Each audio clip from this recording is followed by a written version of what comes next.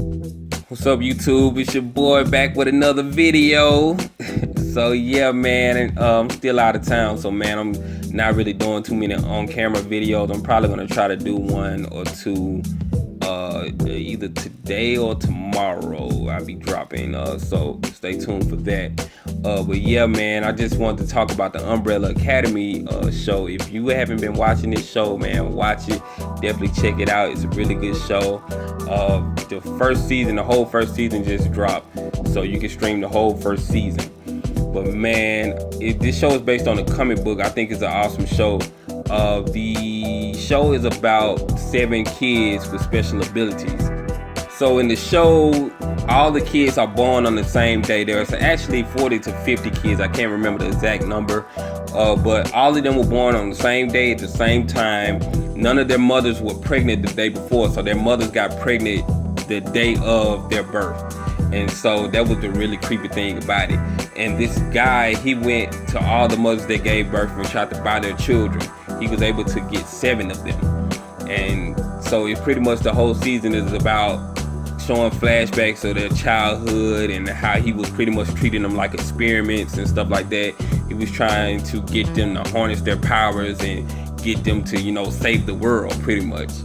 So pretty much all of the kids, their names are numbers. I mean, they have names, but you pretty much know them throughout the season as number 1, number 2, number 3, number 4, number 5, number 6, number 7.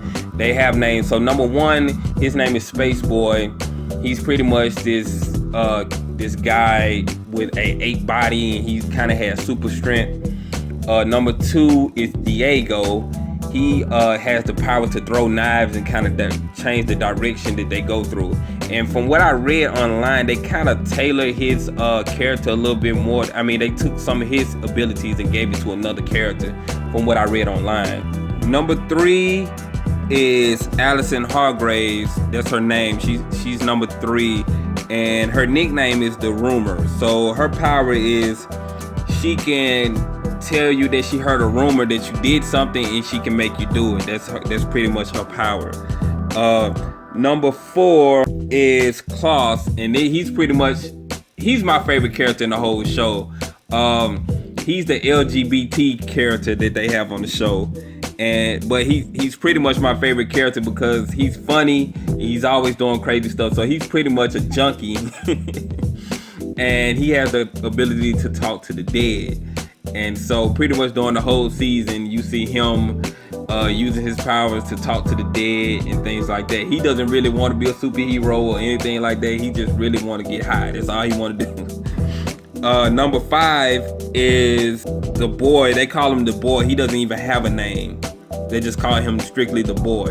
And he has the power to jump through time and pretty much teleport and things like that. So his character is around pretty much throughout the whole season. He shows up after the first or second episode, I think, because he's in another time, and then he comes back, and pretty much the whole season is centered around him pretty much. Number 6 is their dead brother. They have a dead brother named Ben, and he had the ability to summon interdimensional creatures through his stomach. And so he can use like the tentacles of this monster to like throw people and things like that. And so he end up dying before the season even starts. So you never see him throughout the episodes, but only when he's talking to Klaus, because Klaus can summon the dead. Number 7 is Vanya Hargraves, and her nickname is the White Violin. And so pretty much throughout the season, she shows no signs of powers or anything. She's pretty much just this ordinary girl. And so she really thinks that she can't do anything. She doesn't have powers. They kind of treated her like she was insignificant all through her childhood. But then you find out that she actually has superpowers that her adopted father was trying to suppress because she was too strong, and she could actually have the ability to destroy the world. And so they was trying to suppress that, and she has anger issues, so that comes to play later on in the season. I don't think I'm gonna spoil anything for you all. I want y'all to actually go watch the show because it's actually really good. So pretty much the whole season of the show is number 5. He comes back through a time portal and says that the world is going to end in, I think, 7 or 8 days. And so they pretty much have to find out how to stop the world from ending. And it pretty much centers around number 7. You will see it as the season goes along. But man, I thought the episodes were great. It wasn't not one episode that I didn't like. I pretty much watched the whole thing all the way through. I liked every episode. I liked all the characters. The only thing that kind of bugged me a little bit was the rumors she barely used her powers. I felt like they kind of underused her a little bit, but I really like how everything panned out. The ending was great to the first season, and this was just the first season. I thought they had a very good ending, setting up everything for season 2. All of the actors did a great job. I really didn't like number 5's character. I think the actor actually did a good job, but his character is kind of an asshole. And I think that's what they were going for, to kind of make him an asshole. But man, I couldn't stand his character sometimes. Like, he was really an asshole. And there are 2 assassins in the film, Hazel and Cha-Cha. And they wear these cool masks that pretty much give them a lot of character. One wears, like, I think he wears a bear mask, and the other one wears like this dog mask. And Mary J. Blige plays one of those characters. When she first came on the screen, I was like, I don't know if I'm feeling Mary J, because her acting was kind of off to me. But then as the season went along, I kind of got used to it, kind of got settled in with her acting, and she ended up being a good character to me. But yeah, I thought all the characters did good. Klaus is like my favorite character because, you know, he was funny, and I pretty much like his powers and things like that. So he was one of the most interesting characters. Number 7's character as well.